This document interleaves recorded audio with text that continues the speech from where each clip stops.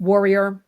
Diane Dimond joins us today. She is an award-winning journalist, investigative reporter, friend. She's got so much going on. She has now authored 4 books. And today we're going to be talking about her best book. I am learning so much, Diane. I just read it again for the second time. You know what? You are a true crime. What should I call you? I think I'm going to call you a true crime media warrior. That kind of encompasses a lot of different things. I'm going to call you that. But your expertise is in crime. Put that on a T-shirt. I'll put that on a T-shirt, don't you think? Yeah, I think so. I'm going to get you that T-shirt, I think, and I'm going to wear it too. We're going to walk around and wear those T-shirts. But true crime, it is completely popular now. Much of the public is getting involved with that. But your newest book is We're Here to Help: When Guardianship Goes Wrong. And it is, in your own words, a stark look at a system that was designed to protect the nation's at-risk population, but has morphed into this predatory playground. And we think of something like a guardianship for the elderly, and that's where it might have started. But you're going to explain how it is expanded. And basically, now cut me off, Diane, if I'm wrong. Anybody could really steal somebody else's life, because our justice system is faltering with all of this. And recently, I just saw we have the Wendy Williams documentary that just aired, and you were a part of that. So I want to ask you about that, your thoughts on that. But this book really highlights people's stories, very, kind of grassroots, and really brings it home. So I don't want to keep talking. I'm going to hold up my copy, because you held up one of your copies, because we have dueling copies. No, but we around the Warriors actually read the books. We want to know what's in them before we talk to you. We love all the work you're doing. So welcome to the Warriors. And before I let you talk, DianeDimond.com is the website. Welcome, Diane Dimond, to the Warriors. Oh, thank you so much. You're so supportive, and I appreciate the work you do, which is helping people. And that's what I hope this book does. I hope it educates the public. It's a very dense topic, guardianship. It sounds simple, oh, well, someone can't take care of themselves, so the court's going to appoint someone to do that for them. But like you say, it's really turned into a predatory, multi-billion-dollar industry. And it's not just elderly people. It's not just underage children. It's anybody really, Lynn, with money. And it doesn't even have to be a lot of money. It just has to be a consistent flow of money. A military veteran, somebody who gets an annuity from a trust fund, a person who has a workman's compensation settlement check coming in every month. Everybody who has money, who shows a modicum of vulnerability, is a potential victim of this system. It takes a petition for guardianship, and a lawyer has to write it up. And let me tell you, there's a long line of these lawyers waiting to write up these petitions. And they take it to a judge, and they explain why the potential ward of the court needs protection. And judges don't have time, they don't have staff, they don't have the inclination, frankly, to really delve into, is this petition telling me the truth? Did this person's daughter really steal $1 million from her? Is this man in a coma really going to be in a coma for the rest of his life? They just get the petition and they say, oh, you want guardianship? Okay, done. And then you're in guardianship, like Britney Spears was for almost 14 years, like Wendy Williams is right now.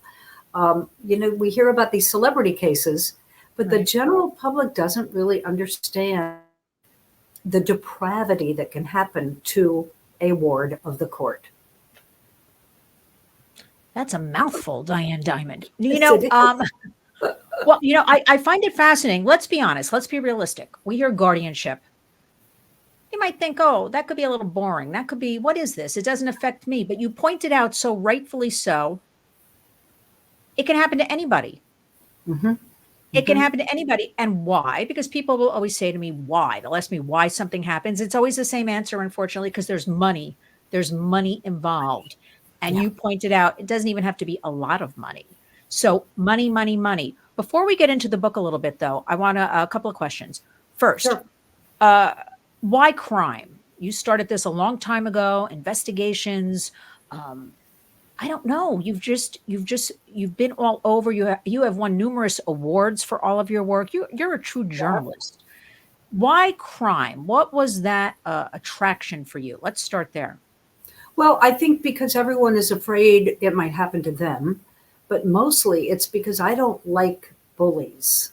I don't like people that take advantage of other people, victimize other people. And so you're right. I got into the crime and justice genre a long, long time ago. Used to work for the old TV show Hard Copy. I was the crime and justice reporter. I've written 4 books, all on the crime and justice system in one way or the other.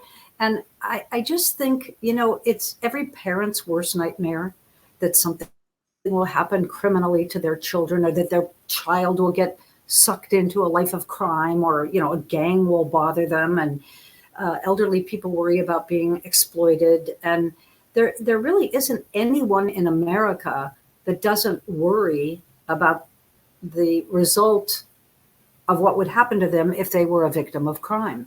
And I like human stories. Like you say, in this book, I have to explain what the guardianship, it's called conservatorship system is. So that I try to do in a concise way. But most of everything in this book are the human stories of people who've fallen victim to guardianship. When you're made an incapacitated ward of the court, Lynn, all of your civil rights are stripped away. Now think about that for a minute. You can't write a check. You can't spend your own money. You can't decide where you're going to live. You can't vote. You can't get married. You can't travel. You want to go to a funeral? Well, you can't unless your guardian says you can. You want to go shopping for the day? You can't do it unless your guardian says you can. And they're too busy. They don't want to escort you to the mall so you can buy a pair of slippers. So the people who become wards of the court are really, as one family member told me, my mother is really dead in the eyes of the law. And it's really true. You have no more rights. The court takes all of your assets. People don't realize this. You're made a ward of the court, and the court seizes everything you own. All of your money, your property, your investments, your home, your car, your jewelry, everything is then put into the name of the person the judge appoints as your guardian. Now, it works fine if they, appoint someone in your family who you can trust, but more and more I discovered they don't do that. They appoint one of those people hanging around the courtroom waiting to be appointed as a guardian to somebody, a professional for-profit guardian. And some of these characters can charge up to $600, and they do charge up to $600 an hour. So $600 an hour, so it's not, and they don't want to end any of this, these guardians, because it's their money flow. So they're not going to be in the best interest of somebody. All right. I've got to get your thoughts on Wendy Williams right now. Sure. So I watched that, and so sad about all of that, longtime radio host, Wendy Williams, talk show host for many years. And then to see her like that, I watched that, Diane, and obviously she's ill. She's ill. Sure. Did you find something's wrong? Something's terribly wrong. What do you want to share with us about that? Because I'm still thinking about her, and there's really no follow-up. So we saw that, right? That was streamed. It was in the news a little bit. Now it's gone. And I keep thinking, like, well, where is she now? Is her son able to see her? She has no money. What's going on? Well, what's going to happen here? What do you know? What can you share? She's got lots and lots of money, let me tell you, but it's not under her control anymore. And her family is just like you, Lynn. They're wondering, where is she? Where is she? Now, let me tell your audience here how all this started for Wendy Williams. She was planning a birthday party for her only child, her son, Kevin Jr. And as she is wont to do, she was spending lots and lots of money. Well, her financial advisor at Wells Fargo decided that Wendy was not spending her money prudently. So Wells Fargo got a lawyer to write up one of these petitions that she was incapacitated and she needed to be protected by the court. And boom, She is protected by the court and a guardian appointed by the court.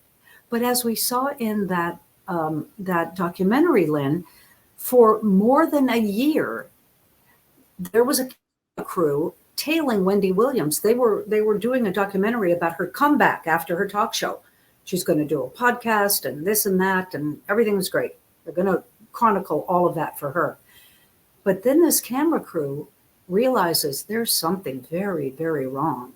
Like Britney Spears, this is a woman with problems who needs some help. And there was a high-level executive with that camera crew who told me they kept calling the Guardian saying, is it okay that we're here? Because she seems to be drinking a lot and she's not eating and she's rail thin. And, is it okay? And the Guardian said, yeah, go ahead. Wendy wants this documentary. Yeah, go ahead. But for a year, more than a year, they caught her sneaking out in the middle of the night, getting drunk, falling asleep in retail stores, going to gay at 4:00 in the morning all by herself. And where the hell was her guardian? Right. The guardian is supposed to protect the ward of the court. The coup de grace to me was 2 days before this documentary was set to air on Lifetime. The guardian finally realizes, oh, this might make me look bad. And she filed a lawsuit to stop the airing of the documentary, which of course didn't work. But that lawsuit's now been unsealed. And she fully admits, the Guardian fully admits that she had no idea what was happening. Well, that's not what you were appointed by the court to do, not know what was happening. And furthermore, she put out a press release revealing Wendy Williams' diagnosis of frontal lobal dementia. It's like, that's protected, federally protected HIPAA medical information that should never have been released. So these are the kind of people who judges are appointing to take over other people's lives. It's really frightening. And my latest count is there's between 1.5 and 2 million people living under this court-ordered supervision right now. 2 million people. Oh my goodness. Who would even think that? Who would even think that? I mean, I just watched Wendy, she was the toast of the town. Yeah. Larger than life. And to see her, it's the saddest thing for me to see a woman like that in this condition. So it's clearly our justice system is, I have to say, this is my opinion, at fault here, not protecting the citizens. Right. If they're allowing this, it seems so clear. Why would they allow this kind of criminality? It's not helping anybody. It's just, no. Diane, it's like the answer to so many things I always hear is, well, everybody's so busy.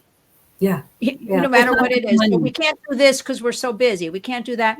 But these are people's lives at stake, and all that money she made, and we don't know. She's not getting any better. She can't touch any of the money. Her only son is struggling to get through his last year of business school down in Miami, Business University. Tell me, how does it protect Wendy Williams? Her guardian put her in an institution, which is probably what she needed. No doubt about it. She needed some help. But the family doesn't know where she is. However, I speak to her sister, Wanda, who lives down in Florida, and she says Wendy is allowed to call. Not allowed to say where she is, but she does say, I'm hearing glimpses of the old Wendy again. As she speaks to me, she's asking logical questions. She's not in her flights of fancy thinking mode anymore. So I think she is getting better. But here's the rub.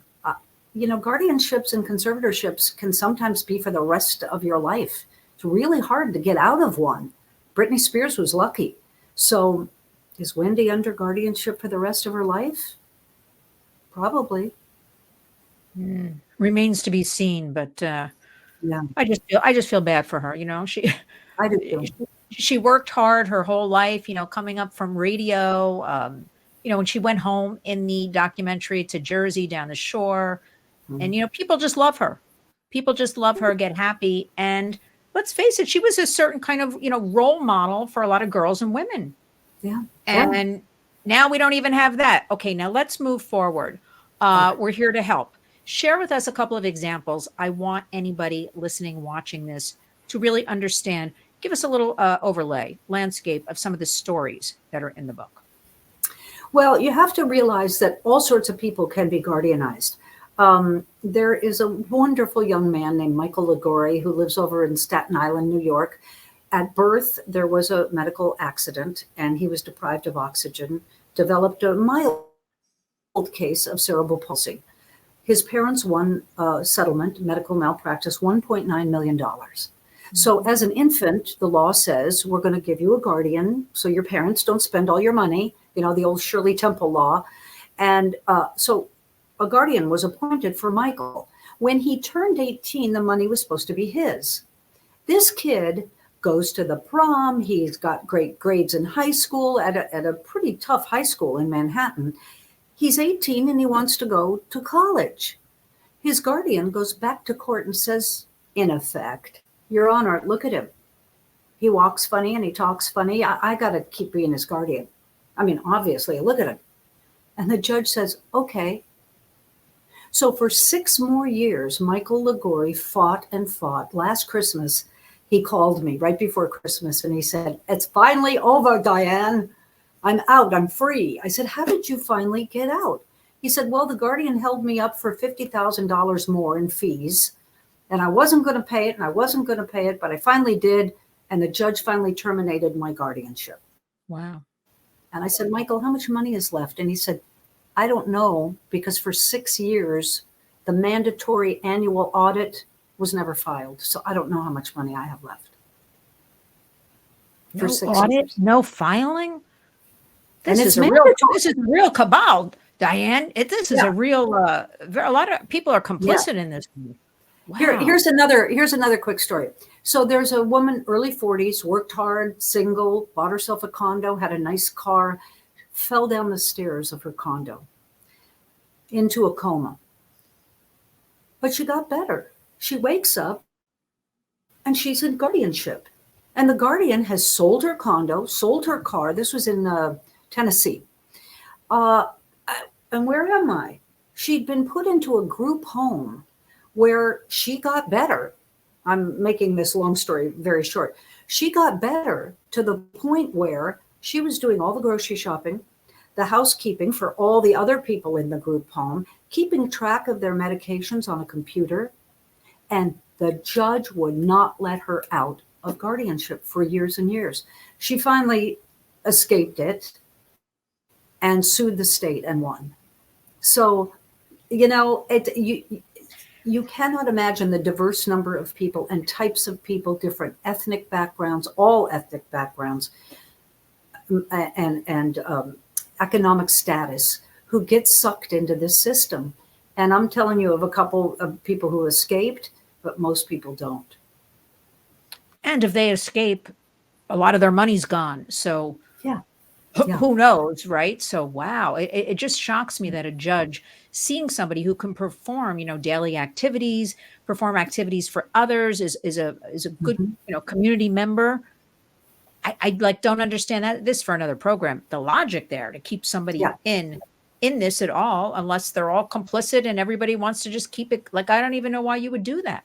Bingo. See, you hit the nail right on the head. I stopped myself, but you know where I'm going with that one. Exactly. It's a group effort. The same judges, the same lawyers, the same guardians, the same conservators, the same mental health evaluators, the court visitors, all these players within the system, they all work together on case after case after case after case. So if they see something bad happening, they're not going to open their mouth. They'd lose their place at the trough here, So they feed on each other. Don't tattle. Don't help change the system to make it better for the wards.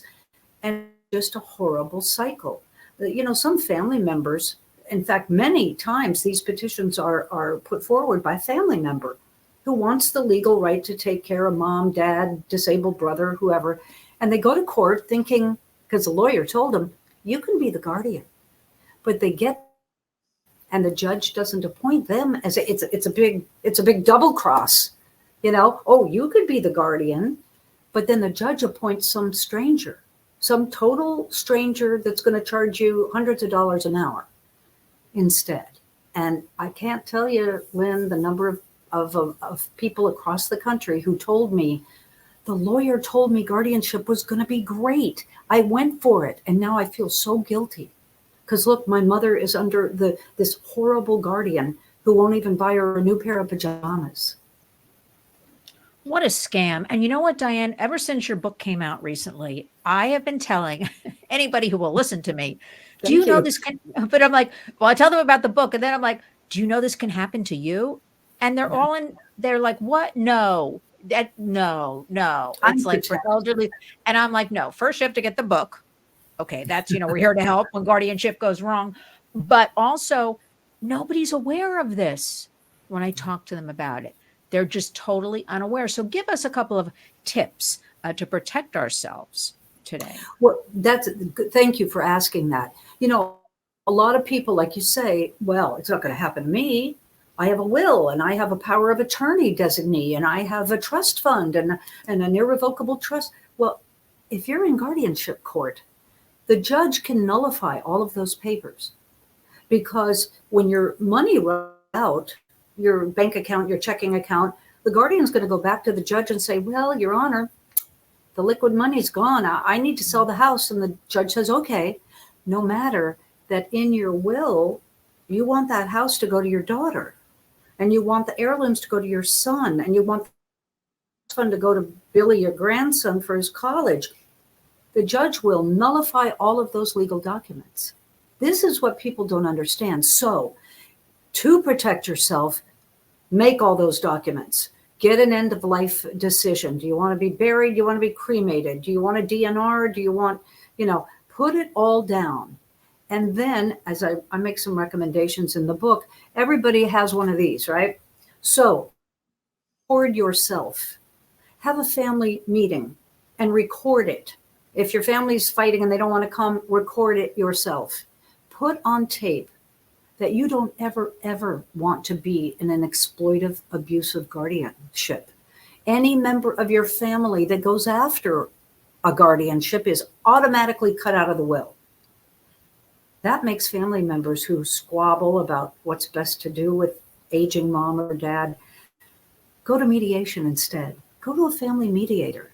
First of all, it costs you a lot less, and it helps heal some of those childhood traumas that make you bicker in the first place. So that's one thing you can do. You can name power of attorney to several people so that you have a group of trustees, and those trustees can then fight for you, knowing you don't want to be in guardianship or conservatorship. You've set it up for yourself. Everything is fine. You know exactly how you're going to spend the rest of your life. And absent that very firm declaration, these guardianship court judges can do really whatever they want. It's not like a civil or criminal court. There's no due process guaranteed in this type of court. It's called an equity court. They can do whatever they want. There's a will, forget it. Oh, there's a power of attorney designate. No, I'm going to give that to the guardian. Oh, there's a trustee, there's an irrevocable trust. Well, we're busting it. And I saw it in case after case, in state after state. It's just, it's a horrible tragedy, but it's also such an injustice. You asked me why I cover crime and justice, because I hate injustice. And it just, can I say this? It just pisses me off. Say it. It pisses me off. So I spent 8 years investigating these cases. And finally, thanks to the Britney Spears publicity, my publisher at Brandeis University said, you know what, that's a book. And I said, great, let's do it. And since Britney, and since the book, it's popping up all over.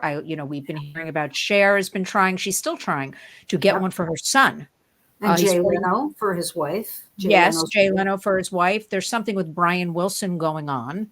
The Beach Boys. Mm-hmm. Something, yes, going on there. So it is something that Britney Spears opened the whole, world up. We heard it a little more. She had a lot of the public on her side, though, really rallying for her. I don't know if you remember that. There were these teams across the United States. I would be in Colorado, California, and like a Starbucks would have a sheet hanging up like free Britney Spears. And I thought, Wow. wow. Yeah, like so they were really getting meet here. We're gonna have a meeting about this. This is, several years ago.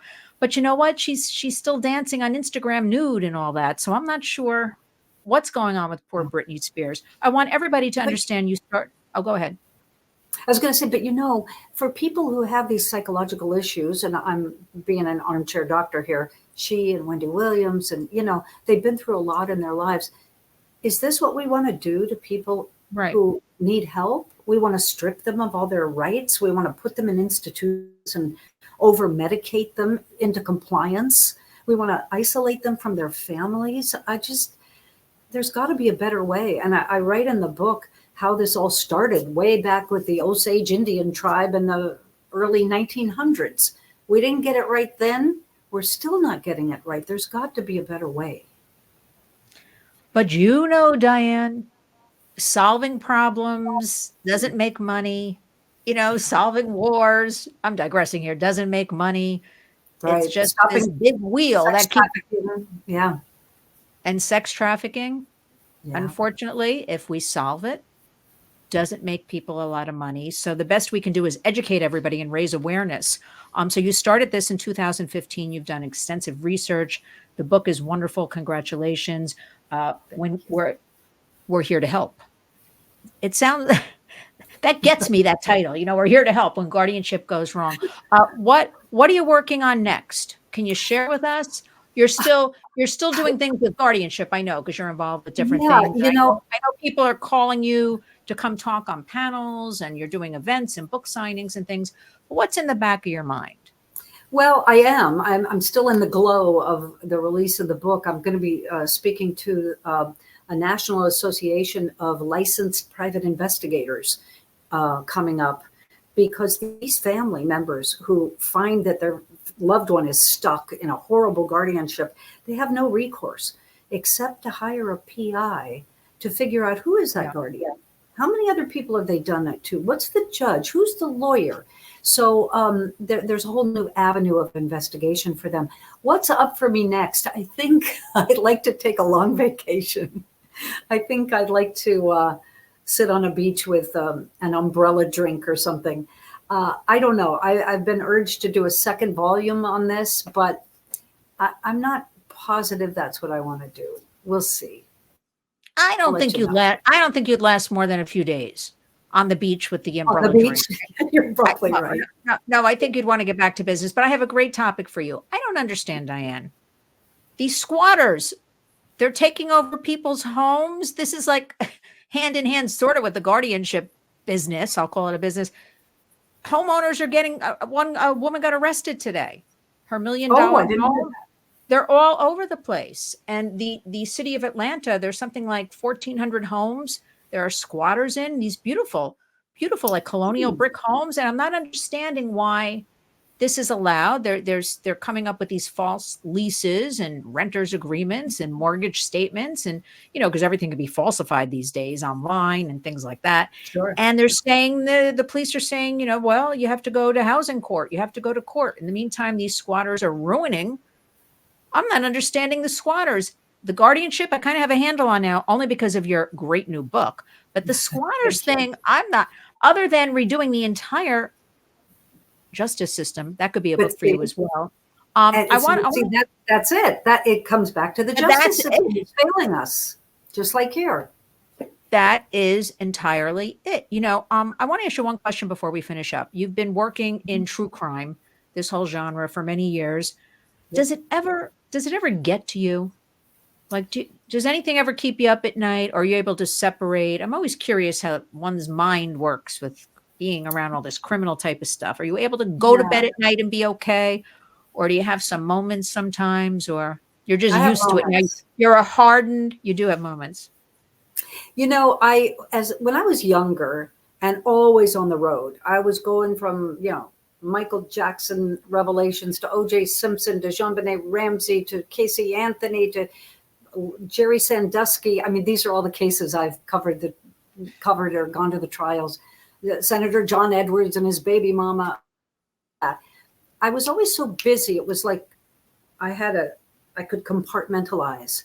But even then, I would come home. JonBenet Ramsey really got me. It really got me, that beautiful child. And to this day, we still don't know who killed her. I mean, how can that be?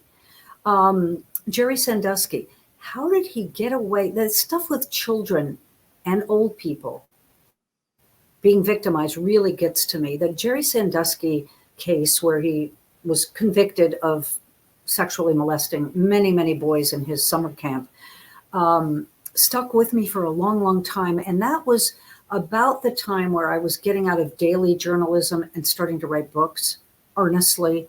And so I had time to really think about it and think about what the justice system is allowing and how the hierarchy in society can really keep victims down and stupid and disillusioned and disbelieved.